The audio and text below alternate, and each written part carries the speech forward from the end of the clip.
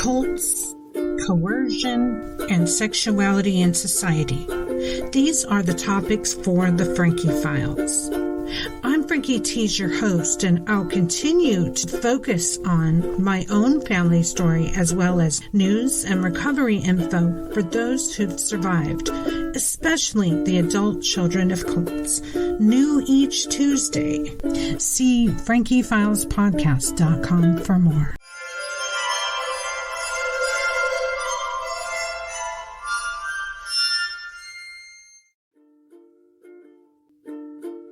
Hey everybody, and welcome to episode 66 of Frankie Files Podcast.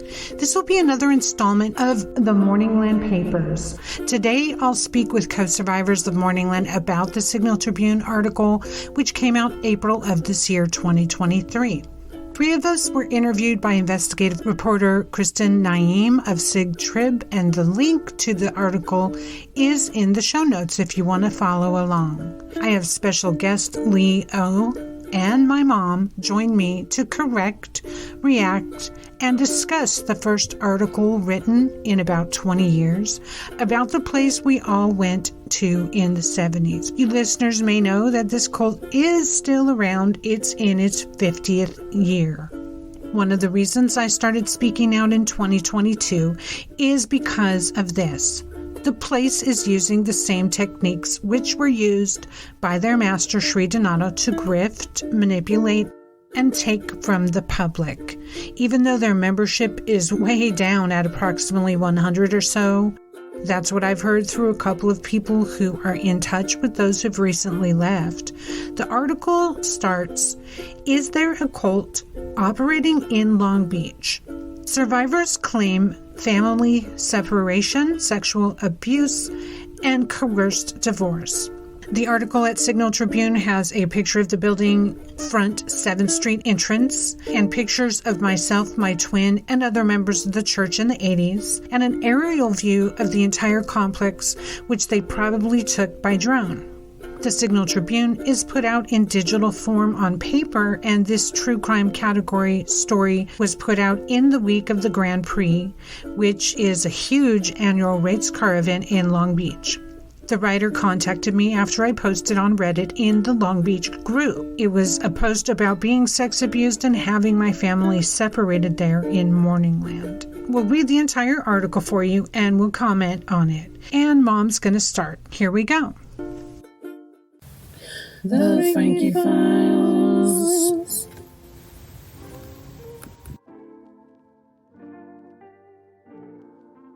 After decades of silence, a woman is sharing her story of growing up in Morningland, an alleged cult based in Long Beach, and accusing its leaders, some of whom are still in power, of sexually abusing her as a teen. Quote, "Handmaid's Tale got nothing on me," end quote, said Frankie Tees, who preferred to use her professional name rather than legal name. Between the ages of 8 and 22, Tees' life revolved around a religious sect in Long Beach, Morningland, which steadily grew following its inception in 1973 by founder Daniel Sperato, known as Donato to his followers. Tees said her mother, Judy, was lured into the alleged cult in 1974 after attending a Parents Without Partners event in North Long Beach, purportedly meant to support single parents.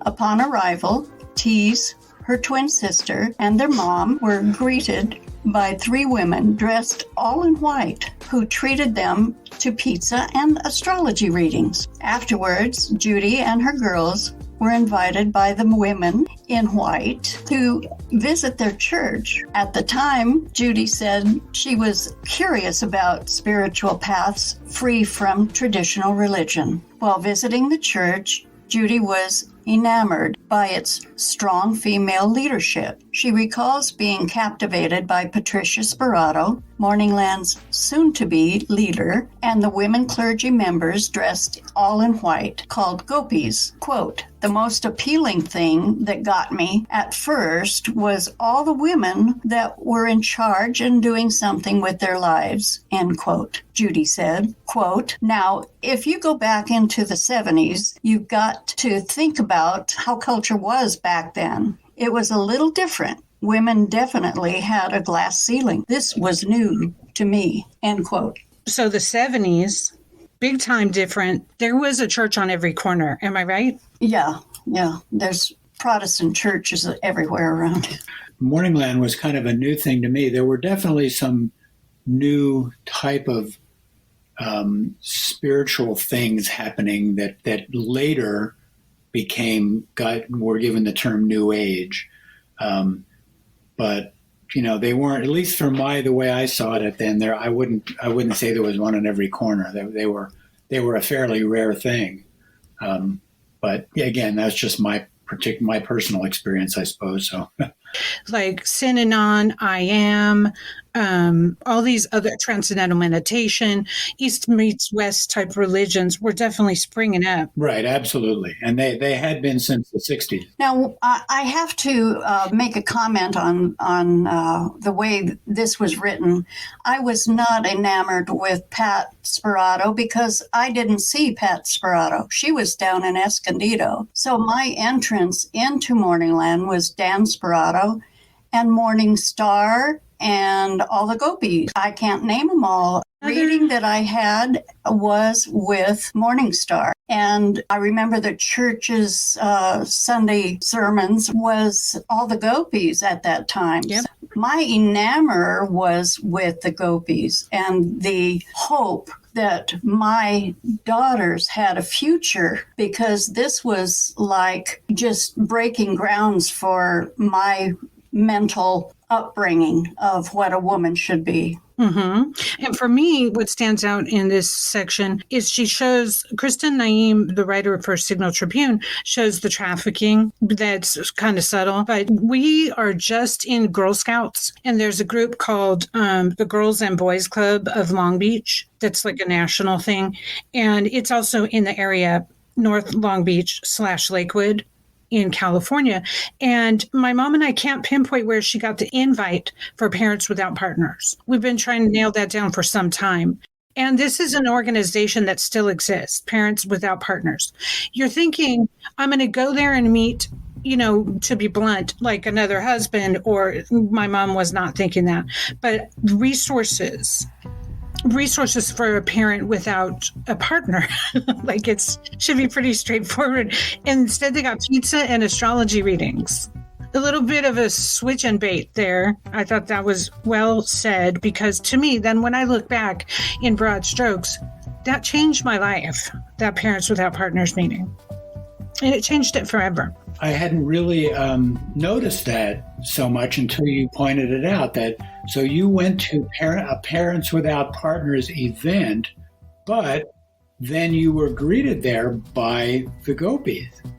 And I'm assuming when you say by three women all dressed in white, you were talking about the gopis, Morningland gopis. Yeah, so it's making me wonder, what the heck were they doing there? Were they actually... what was the connection between Morningland and Parents Without Partners? Because I've heard of Parents Without Partners for some time before Morningland was a thing and after. I wonder if they just had that event and called it that as a way to make a connection. I can add my 2 cents to that. Organizations like that have visitation solicitors that present like insurance or dental help or psychic readings. They do. Right. They are approached. Right. They are That's approached true. by a variety of people selling things and do have 10 or 15 minutes to entertain, so to speak. They snuck in there, huh? Yes. Did you ever go back to Parents Without Partners? No. See? No, that makes a lot of sense. So the organization probably just said, the Morningland at the time rented their space from them. No, it was at a public pizza place, literally a pizza joint. Like, and one you might see, it was either me and Ed's near Lakewood, on Lakewood both, or I think it's on Lakewood Boulevard. I don't remember. It's like an independent one. To articulate this morally, as you're asking, I'm seeing how it might not be clear. The pizza place simply hosted an event. The event was put on by Parents Without Partners, and Morningland was invited to be their guest speaker that week. Who knows how many weeks? So what was curious to me is we were in North Long Beach. And as you know, the temple is in East Long Beach at 7th and Molino and Ohio. So the whole city block now, 2600 East 7th Street, Long Beach, for those who don't know, in California. And this would have been like 20 minutes east of us. So it's not like come to our church in your neighborhood. We were not in their neighborhood. So that was interesting too. And that might be like a little asterisk for people who like Celia Williamson, who is the trafficking professor that I spoke with. Yeah, a little asterisk there. It's like, how did you first even get on the radar of this place? We weren't in the neighborhood. We weren't walking by and said, I'd take a flyer. It was aggressive marketing. It was aggressive coming into our worlds. And she was at a pivotal time, going from 7 to 8, starting a new job. And we were getting into all kinds of social things. I don't laugh, but bowling, other little sports. Then Morningland took our time. She goes to services, gets readings. We play with the kids. And the other stuff like music and school activities ceased pretty quick after that. We didn't realize, but, it was basically cutting ties from a lot of people that we knew. You're listening to The Frankie Files, frankiefilespodcast.com. So back to the article. Patricia Sperato came to power in the alleged cult after the death of her husband in 1976. Donato was an employee of the Boys and Girls Club in North Long Beach who had amassed a congregation that viewed him as their spiritual leader. In 1977, shortly after the death of Donato, Morningland purchased a synagogue building near the corner of 7th Street and Molino Avenue in Long Beach, according to a 2004 article by the Long Beach Press-Telegram. Morningland also purchased the surrounding storefronts, growing their compound to include nearly the entire city block. It was at this compound that Tease and her sister would spend the majority of their youth. That is true. Tease said that when she was 10 years old, she and her family were given new names by Donato and pyramid-shaped medallions to wear. They began to dress in all white and pull away from their extended family. That is very true. So to break that down, we were initiated by Donato at age 10, and my mom was 19, 20 years older than us. So that was in 1975. And that would have been only on Ohio and Molino. It was only a half a year after we got there. Okay. Because he died in November. That's right. Of that year. And that's right. We got to know him a little bit before he left. And in fact, one thing you and I talked about, Mom, is that in one of your readings, you were talking about not knowing where to go as a parent. I think it was. You could correct me on this. And Donato said you're in the right place. I asked pretty straightforward. I wanted to move down to Escondido. And he said, no, you're in the right place. And then during that time, we would have got an initial reading, my sister and I, by Morningstar. And in the reading, she told us that we don't do astrology like others. We do the charts that reflect your time of birth. And so it's exactly opposite. And you have different paths. Lee and other listeners, my sister and I would finish each other's sentences. We were a unit. And I mean, in school, we were like untouchable. We were popular, we were friendly, we were sporty, and we were kissing on boys by age 10 and a half or whatever. And then pretty soon after that, at age 11, we're coaxed to move into the area like within a mile of the temple. And then they expand the property. But I don't know She says in this that it's 1977 after the death of Donato, they expand the property. So the times we're speaking of here is at Ohio and 7th. People who were there back then know that corner storefront with the glass bay windows was all they had. They didn't have the entire city block. They had, if I can jump in here, because I remember distinctly, they had the storefront on the end, on which would have been the far east side, the corner of Ohio and 7th. Then the next storefront down, and they had broken the wall out between the two, so there were basically two storefronts. And then going west down the block a little ways, they also rented out one of the center ones, which was the boutique. And in there they sold, or the bookstore, I think, the bookstore boutique. They sold books and all kinds of stuff that you could buy there. So, yeah, at that point, that's all there was. And then they bought the temple down on the corner of the other corner, the west side of that block. So the corner of Molino and 7th, bought that old synagogue, and then gradually bought every storefront between all the way back, going back east, Correct. So they obtained the synagogue, and it had an adjacent, what was called the dome room. Yeah, it was like a ballroom kind of thing. We called it the dome room. And with the geodesic dome ceiling, was beautifully constructed, Buckminster Fuller type stuff. Did you have any comment? Yeah, I do. One more comment. In a conversation with Dan Sperato once upon a time, I mentioned the names that we were being given. And he said, I know nothing about that. It's all Shri. Right. What a surprise. So the names did not come from Dan. Yeah. Yeah, he didn't give a shit about that stuff. Interesting. Okay. My opinion, but anyway. Going on with the article, Morningland after the death of Donato. By the time Tease was 11 years old, Patricia was leading Morningland, and Tease's family moved a block away from the Morningland compound to be closer to their place of worship. Patricia was a very charismatic leader, I had said. Sunday services were extremely beautiful. No one in the family suspected that Patricia and the Gopis' power disguised dark secrets about Morningland, which threatened to tear them apart. Tease would go on to accuse Patricia and 3 of her disciples of sexual assault and abuse. That's right, I did. Former member Lee Offenhauer, that would be me, recalled that with Donato gone, Patricia allegedly swiftly moved to take control of Morningland and crush any resistance to her absolute authority. Just as an aside, I think this was the sentence I was a little bit quibbling with a bit, because it didn't happen right away. But then again, as I thought about it, it kind of did, because at the ceremony where Donato, his funeral in Escondido, was when she, at that point, basically, started this intense campaign of loyalty tests, let's just say. And one of the Gopis at that point was removed.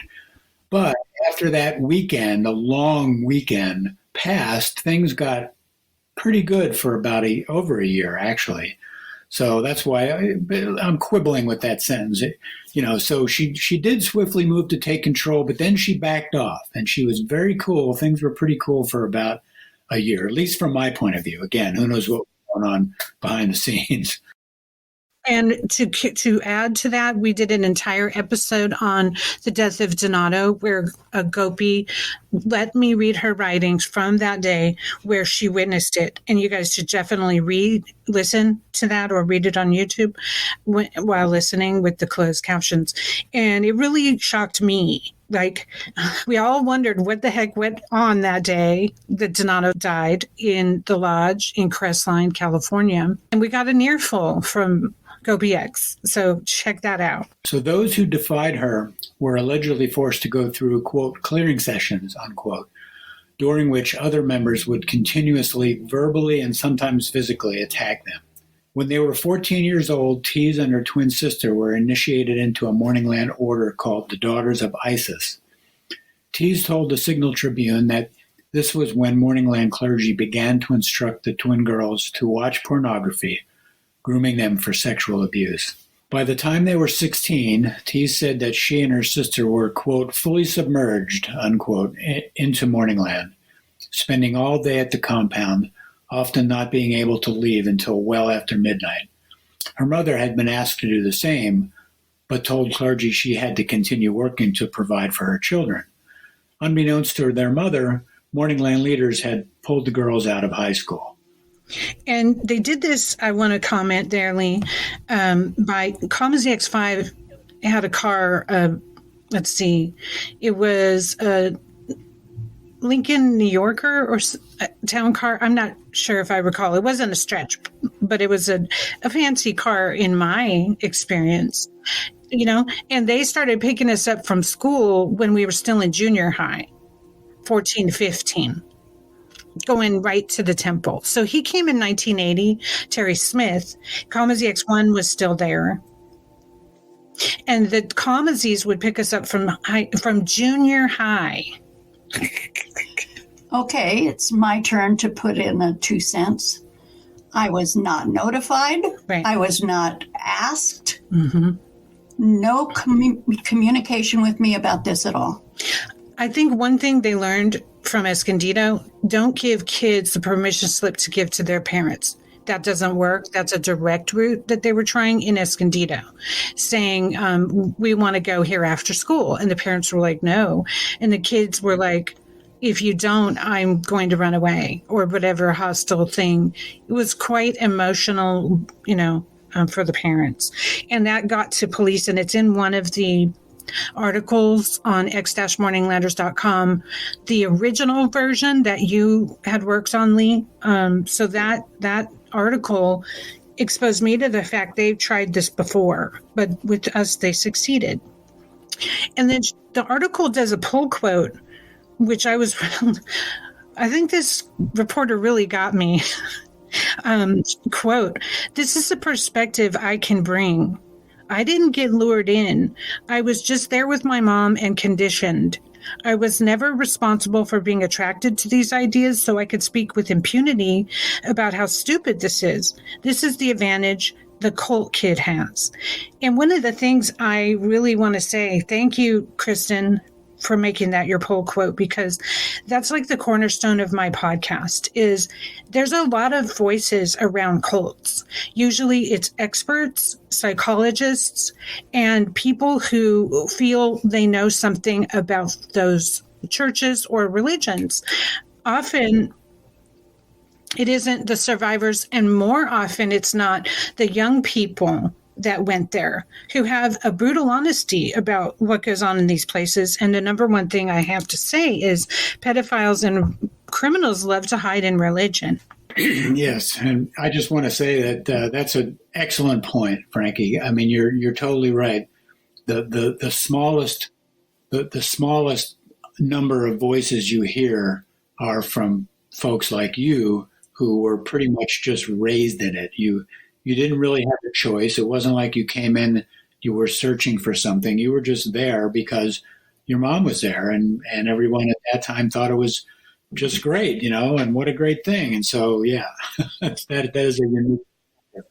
And there's, now I'm finding out, doing more research, there's legions of young people in the 60s and 70s who are now in the 40s and 50s Right. dealing with it. Man. No, that's for sure. Okay. I appreciate that feedback too, Lee. Under Patricia's leadership, Morningland suffered its first major scandal in 1979 when Attorney General George Duke Majan, namesake for the Long Beach courthouse, ordered a raid on the offices of Morningland's lawyer, Ed Masry, who was also known for his work with environmental activist Aaron Brockovich. Masry and Patricia were indicted on charges of attempting to bribe former California Lieutenant Governor Mervyn Dimely to interfere with a government probe into Morningland and other religious sects. Because the statute of limitations ran out on the charges, as the case was ongoing, the charges were eventually dropped. I'd like to add here, too, that since the xmorninglanders.com website was reinvigorated recently and reposted, I just read that story, the long story, basically from I think it was from the San Diego Union Tribune that was written probably around contemporaneously with when this is happening. In other words, in the early 80s or late 70s, it was written. It's really enlightening. I had no idea that a lot of that stuff about a lot of stuff. Right. And I have to add that when I was starting to prepare for my podcast in 21, and I wrote my whole book, my memoir, which is not published, but I was also doing research about this time period. I went looking for a picture of Mervyn Dimely. I'll be damned if I didn't have a memory with him. He was sitting in the kitchen with Sri Donato after a Sunday service. All the hustle and bustle was still going on. We were still serving food in the dome room. And she was sitting alone at her, that huge glass table where probably still have it, where she would, give orders from in the kitchen.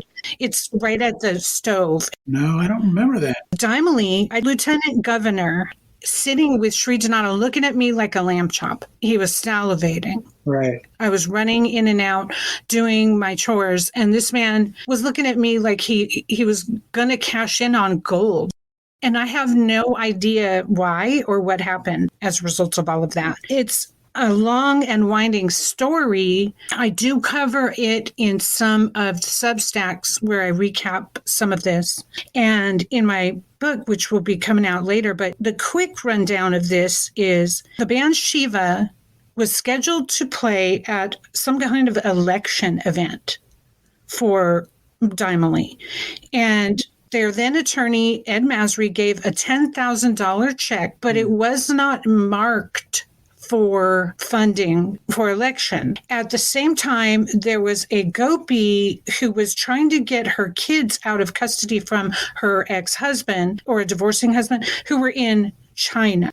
And they got busted on the accusation that this was a bribe. Right. There was a bribe to help with passing laws that protect small religion and other perhaps things that we didn't ever get confirmed because it never came to trial. But as you guys know, the Attorney General after this did a raid on Morningland. Oh, yeah. I remember that. And took all these files. They were looking for more, collusion with government officials and stuff like that. So, she really had her hand in the fire there. Indeed. Yep. A lot went on. Interesting. You're listening to The Frankie Files. FrankieFilesPodcast.com. This is all under allegations of broken marriages and families. Patricia also allegedly broke up and arranged marriages among her members, according to Offenhauer. His marriage was among them. Offenhauer would help perform music for the Morningland congregation and was heading into the temple one night in the summer of 1982 when his then wife informed him that they were getting dinner instead. He found this odd, but she told him it had already been cleared with Morningland leaders. Yes, that is all true. Offenhauer, that's me, recalls that when his wife sat down at a restaurant, she began pounding back glasses of wine, unusual behavior since she was never a heavy drinker. She then told Offenhauer that Patricia had approached her at the Morningland compound during one of his musical performances and told her they needed to divorce. So this next paragraph is quoting from me, very good, accurate quotes. Quote, "My wife walks into the room. Patricia is in the back listening to us, and she calls her over and she says to her about me up there. She says, 'Wouldn't you like to see him grow and blossom?' Offenhauer said his then wife told him. Quote, 'Now put yourself in my wife's situation. This is a question from the master about your husband, whom you dearly love. Would you like to see him grow and blossom?' So your answer is yes, of course. Patricia says, 'Do you want to know what's the one thing standing in his way?' And my wife says, 'Yeah, what is it?' And Patricia says, 'You.' Even though his spouse made it clear she didn't want a divorce, Offenhauer and his ex-wife went through with Patricia's request. Offenhauer continued associating with Morningland for 6 months until he couldn't stand it anymore and left. That's all true. Yep. Other members were excommunicated, cut off from everything they knew suddenly and without warning, and shunned by their loved ones still in Morningland. This was Judy's fate. Maybe we can comment on the fact that the cruelty of, I think she had arranged the marriage that she then asked you to break up, if I'm not mistaken. No, you are correct. I was going to interject that yes. Now, to be fair, my wife, referred to in here as my wife, and I had been dating before that, but I was dating a gal before that. You may remember Mila. I don't know, Judy. You probably remember Mila. Maybe not, but she and I were dating, and we were talking about getting married before the big clearing sessions started in like the fall of, no, it actually would have been the late fall of 1977.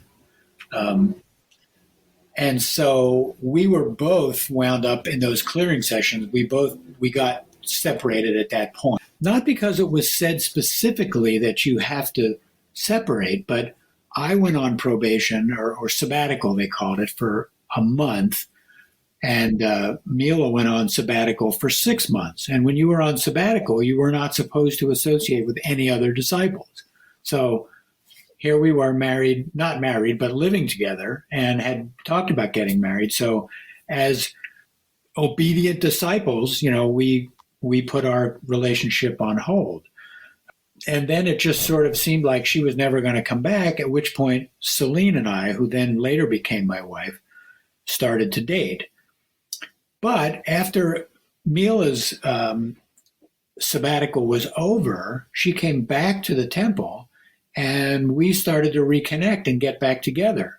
And this would have been, now we have to fast forward this was, late 1978 at this point. So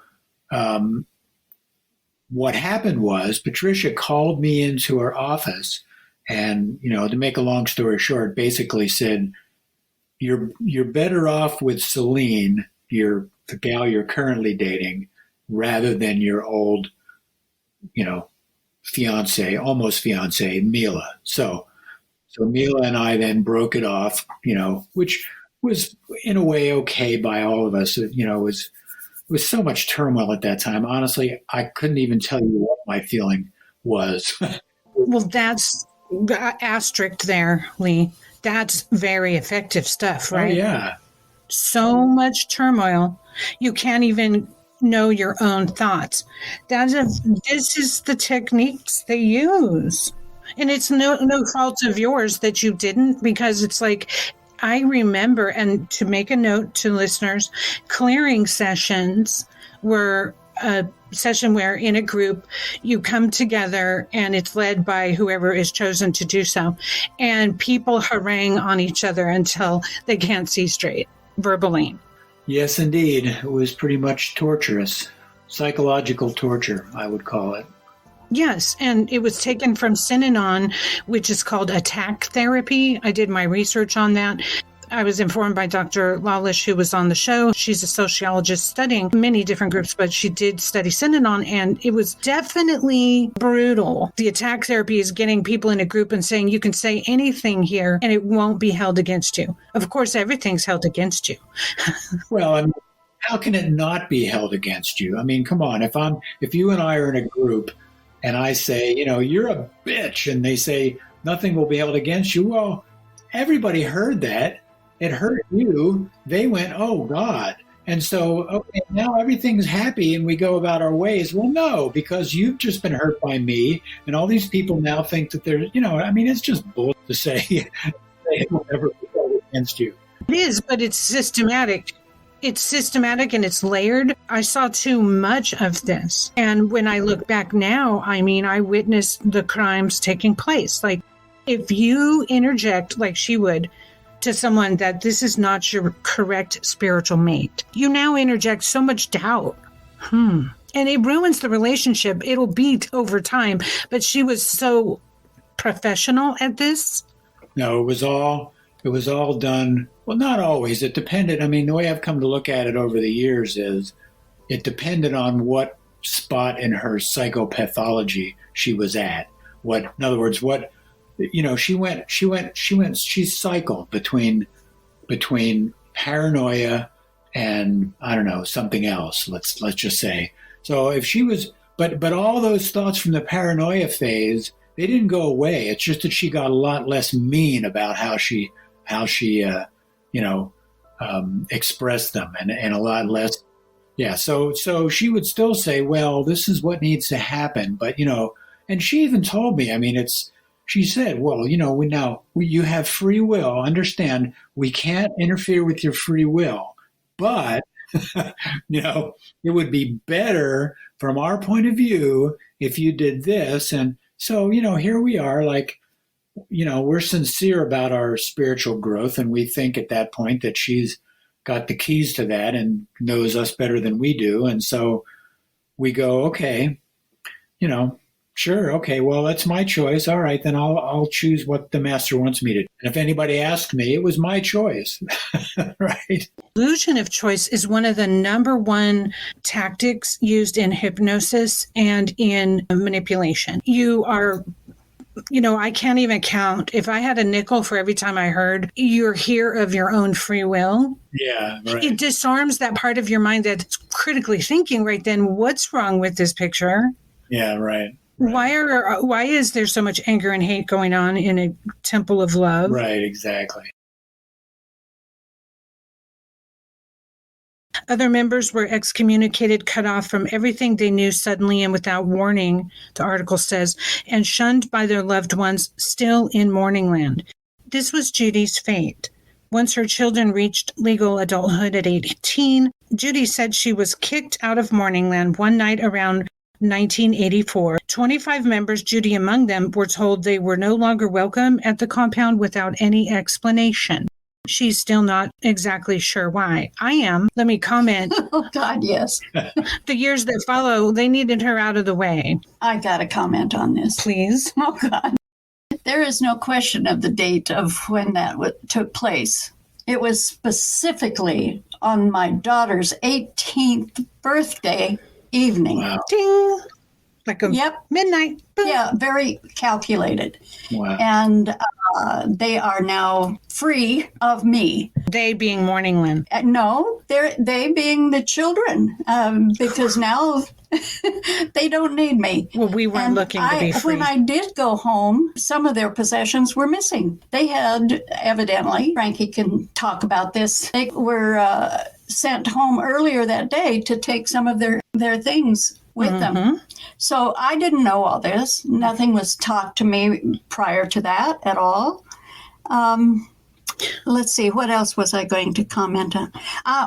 It says here she's not sure exactly why.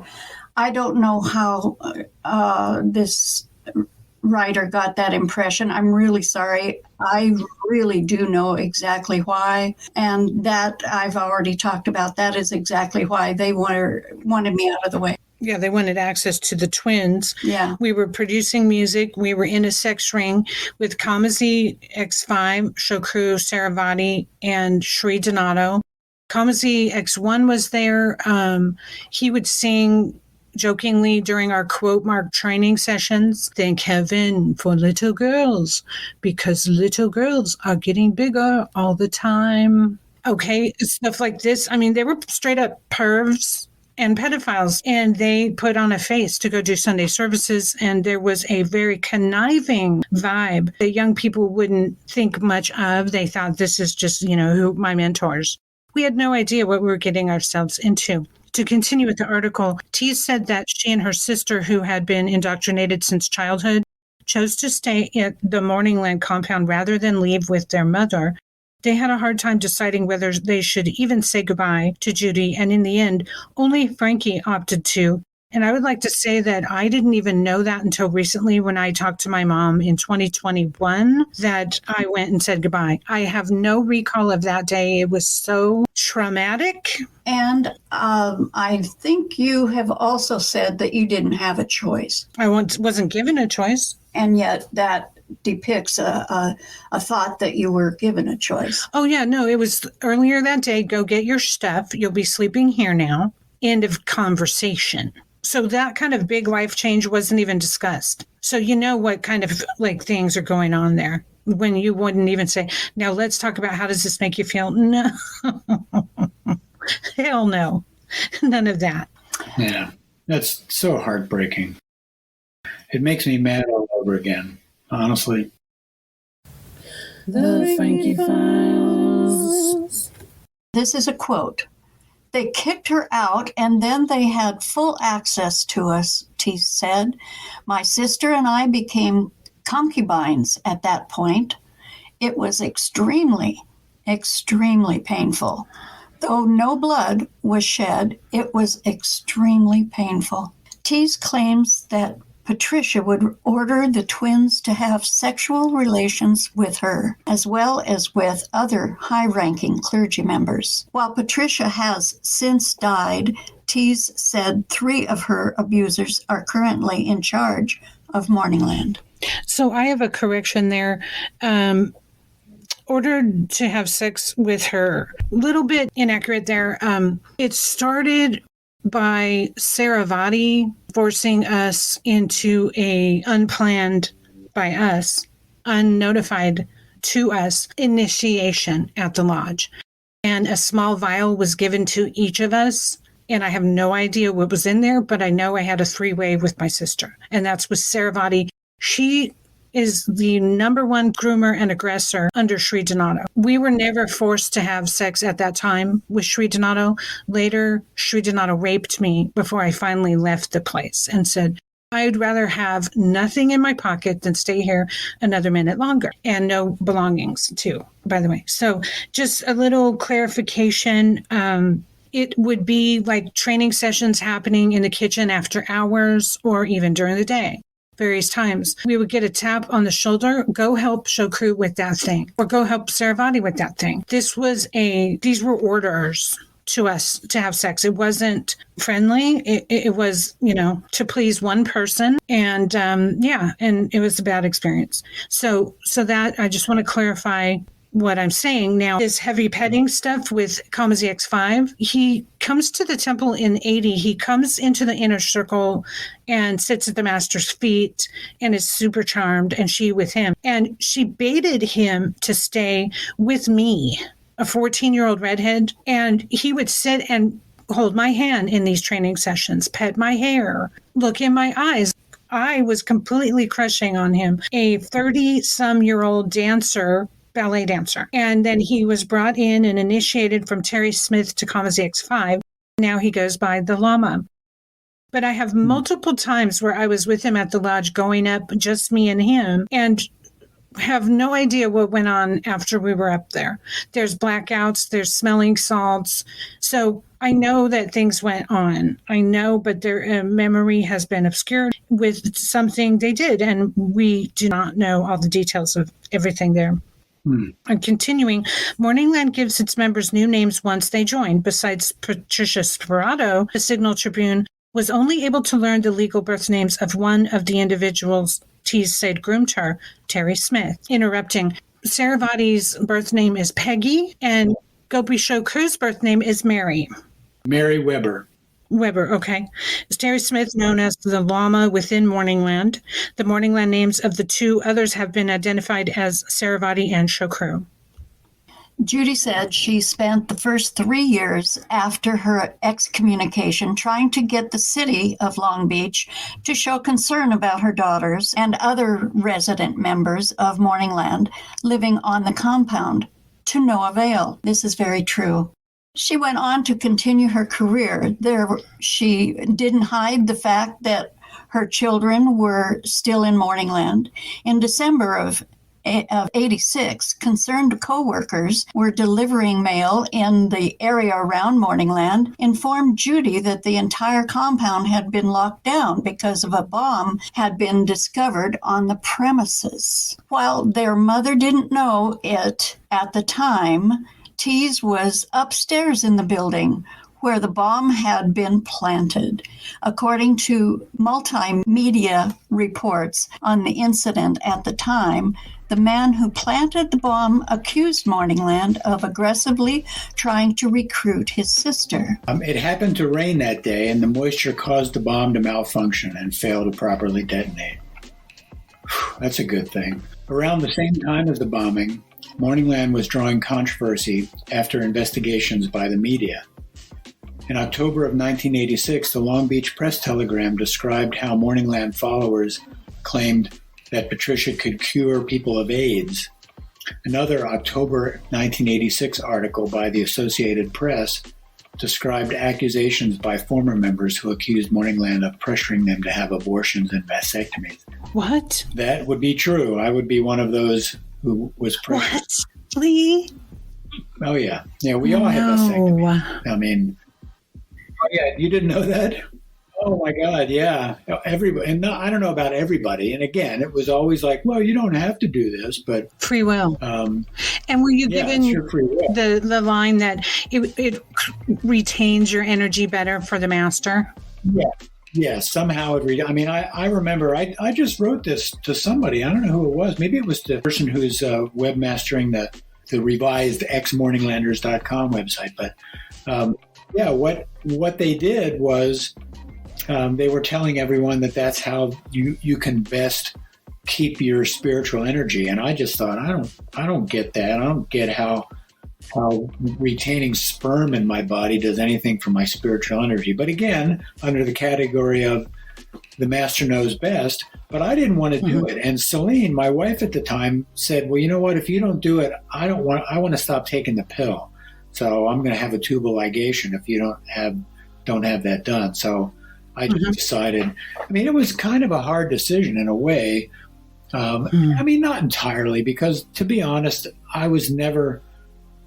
my life wasn't really, cut out for the normal program anyway. I wasn't on a career path. I wasn't interested in having kids. I wasn't interested in a family. I was interested in spiritual growth, which at that time I associated 100% with Morningland. So, so I had it done, and that was that. And there have been times when I've regretted it. Certainly my mother regretted it. She was like, I'm never going to have grandkids. I said, I know. Well, definitely sad, because it was such an influence on so many of us. And she would talk about abortions like it was normal. I would like to decide that for myself. You know what I'm saying? Like, why does religion have to tell everyone what to do with their damn sex organs? Exactly. I know. It's like so easy to control us after they do that. But also, when I doing more research for this show, I discovered Synanon had the same damn thing, but they brought a doctor in to do mass vasectomies on premise. Oh, my God. On premises? On premise at Synanon in LA, I believe it was. Just see that. Just wow. Like, there is no limit when you call it psychology or religion. Things are done. Although Morningland was still shunning her, Judy said she would drive to the compound and sit inside her car every year on the twins' birthday, undeterred even when one year Morningland members came out and began to record and insult her. Among them was one of her daughter's alleged abusers, the Lama, the same man who used to pick the twins up from school. In addition to what she put up there, that was true. The Lama was at my car, but so was Saravati, so was Shokru, so were about 10 other people. Yeah, they were at my car with a camera. So there was a camera and great big lights pointing in my face. through the window of my car. Wow. And Servati had a microphone, and she was talking to me and mocking me. Taunting. Yeah, I have a tape recorded Yep. proof of everything I'm saying, because I was advised by an attorney to carry that recorder with me if I was going to sit by their property. And he also suggested that I never get out of the car. So I didn't. I kept the windows up, almost just cracked a little so I could hear what was going on. And the other people, of course, were saying whatever Saravati wanted them to say. We're able to get an excerpt off of Mom's surveillance tape way back in the 80s. And here is an excerpt of that scene she's talking about. Espionage here against high intrigue. High intrigue, yeah. Spies are us. We need some good Undercover. We're open. What would you like to know? You've got us all. You don't have to watch us. You don't have to take pictures. You can say what you'd like to say right to us.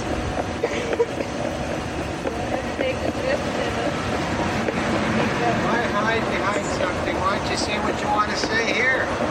This could be the opportunity of a lifetime. You may never get this chance again. Say it, ask it.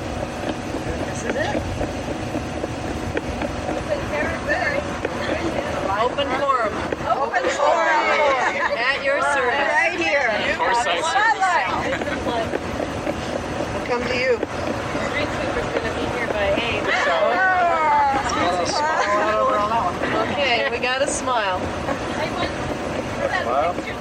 And again, the torture of Saravati aggressively participated in separating us from our mom, having us attend rehearsals at the music department at her direction, through the direction of Sri Donato. So when she says things like, what are you here for? She knows exactly. She has helped terrorize this mother and separate her from her twins.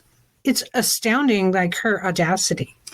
And I had no idea that there had been sexual torture. I consider it torture that Frankie was going through, that both of them were going through. I had no idea. And I don't know whether this visit was prior to that. I have no idea. But even if it wasn't, that sex business was on their minds. They wanted it. And they're talking to the mother of the people that they wanted to abuse. Is it obvious I don't have very high regards for these people? Yeah. I don't know how else. I mean, they're gutter criminals. Back to the article.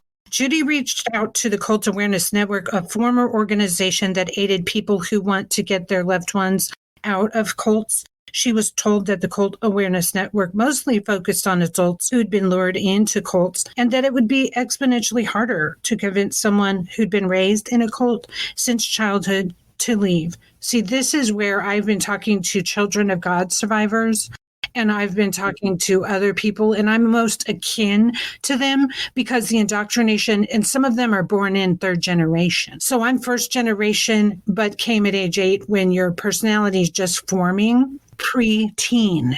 Very important because there was a sexual influence. Continuing, at age 22, T said she was subjected to her last particularly brutal sexual assault at the hand of Patricia, which finally convinced her to leave Morningland in 1986. She almost has that. I think I was 21 at the abuse, and it was at the lodge, and I was shunned and embarrassed by Sri Donato so she could cover the fact that I was moping because I had been sexually assaulted. And she's really manipulative, Sri Donato.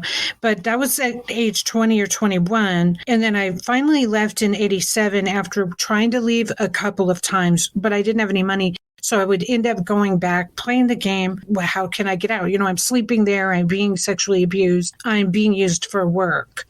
And it got really tense in the end. You know, I would lock myself in the bathroom as much as possible. I had trouble sitting for 8 hours a day. Once I had gotten out in the world and started moving around like a regular human, I realized like this whole bounding into the chair thing, smoking cigarettes and drinking coffee was super unhealthy. Just Gopi Saravati had chastised me. I remember a particularly odd incident for smoking my first cigarette with schoolmate. She sat me down in a private room and said, now, why wouldn't you smoke your first cigarette with us and with the master?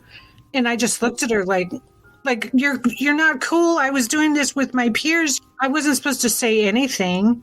And I think that was a real indicator for me how much control they wanted over me. I didn't get it at the time. That visit let me know you shouldn't do things on your own like that. The master doesn't approve. I was like, oh. But I remember we smoked cigarette and listened to Fleetwood Mac, Rumors, the entire album. It was like one of those good teenage moments I had, one of very few. Patricia eventually died in 2004, and her body was buried under an altar on the Morningland compound, where it remains to this day. Breaking the silence. Having been pulled from high school by Morningland, Tease said she had no education and was unprepared to enter the outside world. She was able to start a career through exotic dancing and burlesque, and went on to start organizing shows in Las Vegas. Tease and her mother were able to reconnect after a complicated healing process. When they first met again, Tease confronted Judy with her memories of sexual abuse in Morningland, which Judy had been previously unaware of. After that, Tease and Judy didn't talk for 7 years. But in 2021, mother and daughter were able to reconcile, and Tease is now coming forward with her story. She's been reaching out to local news outlets, started a podcast discussing Morningland, and is currently working on a memoir about her time in the alleged cult. Quote, "This is a perspective I can bring," Tease told the Signal Tribune. "I didn't get lured in. I was just there with my mom and conditioned. I was never responsible for being attracted to these ideas, so I can speak with impunity about how stupid this is. This is the advantage the cult kid has." Questions left unanswered.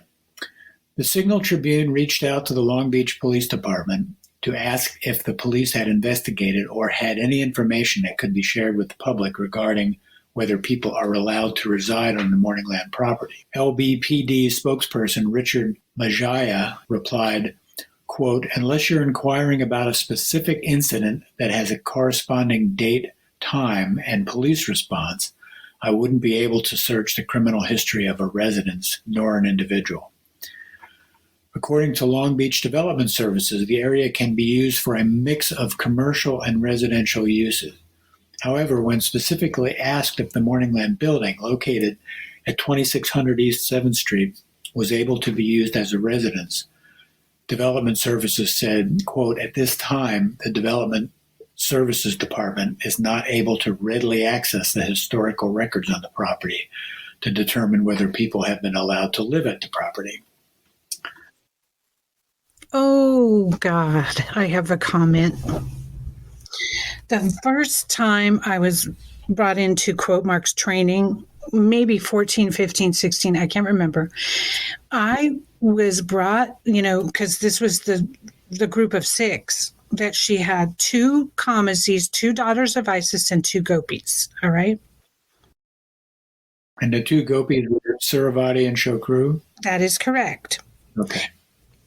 And the one day that blew my mind, and I'll never be the same, really, my mind went inside out the day this happened. Sri Donato took us on a tour of the compound. This is the place I'd been since age 10, 12, Well, on the property starting at age 8 at Ohio and 7th, and then it expanded. Well, she took us on the main temple building, a tour, and showed us where each of these people were living. I had no idea. Saravati was living in a locked closet off of the middle teaching room upstairs, which had a window overlooking the back door. to the kitchen. There was a long, skinny room. She had her bed and other amenities in there, and it was a locked room. Shokru was living in a section of Sri Donato's property.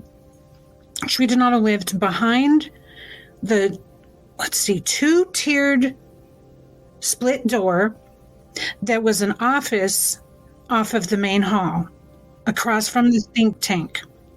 As you go in, it's all books and a bathroom with the full amenities.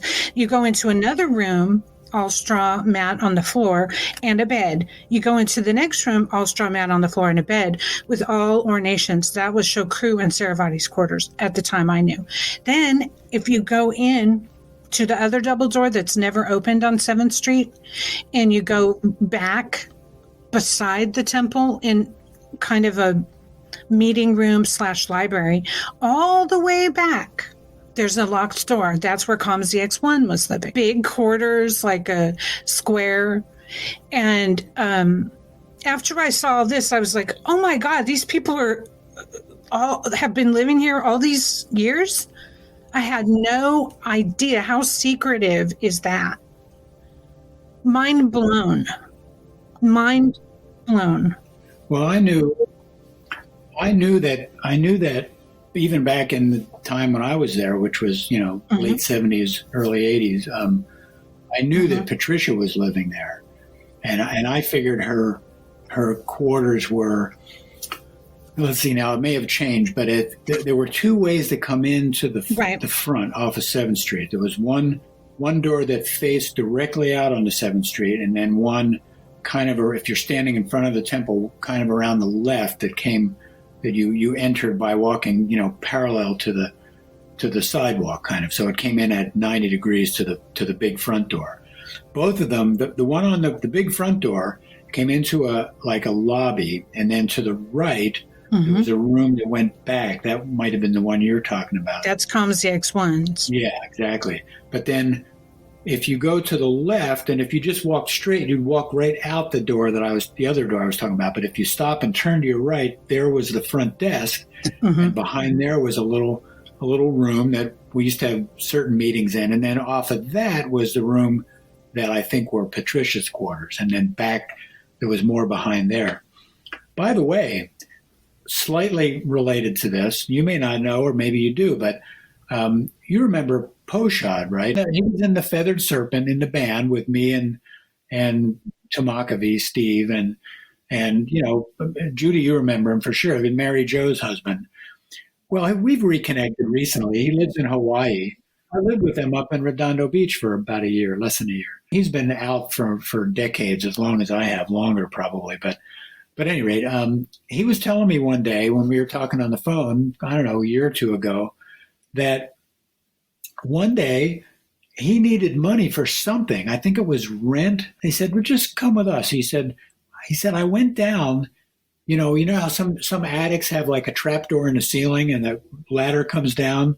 I don't know if it was like that or if it went down like a little basement, whatever. You went down, he said, they had suitcases full of money. They just said, here, just take whatever you need. I was like, holy shit. I mean, not a surprise. We paid for everything with cash, right? Well, ever since the $10,000 check almost put her in prison, she switched to cash. Yeah, I mean, so, God almighty, just what? Can we put this in print? Sure, fine with me. I mean, it's hearsay. It's totally hearsay. And he said, I never could understand why I would get away with shit and nobody and other people got busted for nothing. Example, Judy, you, just because of whatever it was. I mean, a little bit of a digression here, but the way I look at it is they had a psychic ability akin to an animal psychic nature that spots weakness, that spots, I don't know what else to call it, maybe gentleness or maybe, I don't know what, but they just attacked you because they could. And of course, doubly that you had these, these two beautiful daughters that they could, have their way with. But Paul, on the other hand, came to the temple drunk half the time, Never, they would just laugh about it, never got any kind of shit for it. He finally just left. I guess he just got sick of it. I mean, he has a very rather unique story. One of the things I see is that they had distinctly different relationships with just about everybody. You know, your experience, my experience, his experience, they're all couldn't be more different. And there was nothing holy about what was going on here. People being singled out and treated like criminals because they wanted something from them, ran game on them, and then other people not bothered because they liked them. Quite simply, they liked what they were about. They were also degenerates. I'm just saying, like it's insane. And for people listening, there's a picture, quite articulate picture, an aerial view. They might have got this with a drone, the Signal Tribune, recently. And the picture on this article, which it'll be in the show notes, the link to the article, shows the aerial view of the property, which is an entire city block. And in the middle of it, you can see where there's like a square. That's where the quarters that we were talking about, the center of the building is where Sri Donato used to reside. And there is a skylight. One time someone broke in that skylight, and maybe they were looking for this money that had been heard of. Could be. Well, you know what? Paul told me one time, and I don't know if you remember, but he was, back at that time, he was kind of considered like security. But it might have been him. I'm not sure. Lee, since you're looking at the building picture, the picture of the building, just to show you where I was parked when I was surrounded. This was at night, and there's a white car to the right of the entrance of Molino. Yeah, on Molino. There you go. The white car. That's where I was parked. Yeah, I see it. Right. Gotcha. Right there by the doors to go into the temple dome room. And that would be considered public property. Yes. So that's the other part of the audacity of them pretending like. Just thought I'd. But Scientology does the same thing to the people who hang out trying to see ex-members. The shunning and the fair game, calling someone a suppressive person. Yeah. It's sad.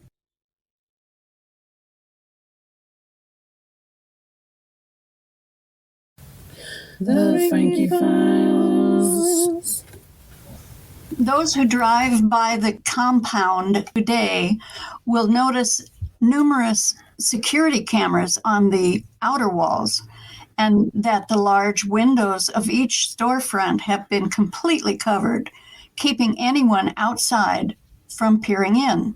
The Signal Tribune reached out to Morningland, which declined to comment on Tease's accusations. If you or a loved one has information about Morningland compound or would like to share a personal story about the religious sect, please send an email to Kristen97Naim@gmail.com. And for those of you listening who would like to send to Signal Tribune, Kristen, Kristen 97, and is in Nancy AEEM @gmail.com. All of those sabbaticals and suspensions, or whatever they want to call them, it was isolating someone she might need in the future for something, in my opinion. Like when Donato first died, my whole family was sent on sabbatical. Remember that? I remember that. And then it was like 8 months. And then she called all these people back to the temple. And I'm thinking, I wish we never got that call. Holy God. But those sabbaticals, those isolating certain groups or people from each other, oh my God, she was so adroit at this, because it was like quarantine from the information that could split their mind. So it sounds like she quarantined Guion. She would make all these public statements to the press. Guion was quite out front. Judy and Lee, as a group, I'd just like to say thank you again to Signal Tribune and Kristen Naim. This is the first true crime angle article that's been out in like 20 years. Yes. About Morningland. We really appreciate her doing it in the region, right next to Morningland in Signal Hill. Morningland's in Long Beach. So there's a lot of crossover, and people might really appreciate knowing what goes on there and the cavalier manner with which they treat people. You guys are amazing. Thank you for helping me.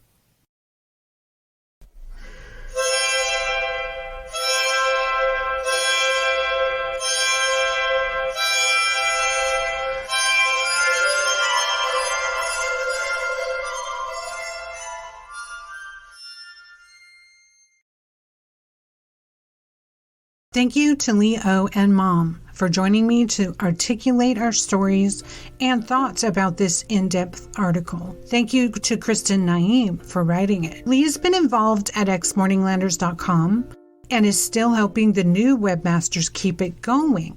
Though it's a softer approach than mine, I recommend perusing x-morninglanders.com for more details about the place.